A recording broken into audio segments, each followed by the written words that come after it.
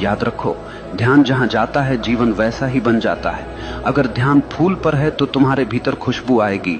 अगर ध्यान कांटे पर है तो तुम्हारे भीतर चुभन पैदा होगी। अगर ध्यान रोशनी पर है तो भीतर उजाला होगा। अगर ध्यान अंधकार पर है तो भीतर अंधेरा भर जाएगा। ये तुम्हारे ऊपर है कि तुम किस ओर देख रहे हो।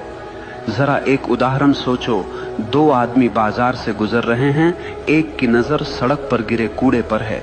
वो कहता है, देखो कैसी गंदी सड़क है, कितना बदबूदार शहर है। दूसरे की नजर सड़क के किनारे खिले फूल पर है।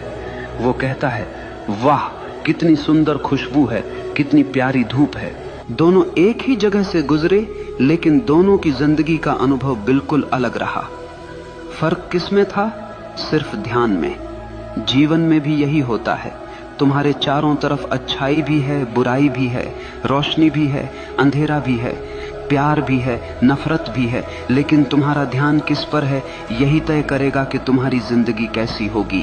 अगर तुम बार बार उन्हीं लोगों की बुराई पर ध्यान लगाओगे जिन्होंने तुम्हें चोट पहुंचाई है, तो तुम धीरे धीरे उनके जैसे बन जाओगे। लेकिन अगर तुम अपना ध्यान अपने सपनों पर लगाओगे, अपनी आत्मा की भलाई पर लगाओगे, तो धीरे धीरे तुम्हारे भीतर से शक्ति फूटने लगेगी। यही कारण है कि महान लोग कभी दूसरों की आलोचना पर ध्यान नहीं देते। वे जानते हैं कि उनका ध्यान सबसे कीमती है, और जो चीज सबसे कीमती होती है उसे बेवजह बर्बाद नहीं किया जाता। अब सोचो, अगर तुम्हारे पास एक हीरा हो तो क्या तुम उसे किसी गटर में फेंक दोगे? नहीं ना। तो फिर अपना ध्यान जो हीरे से भी कीमती है, क्यों तुम दूसरों की गंदगी में फेंक देते हो?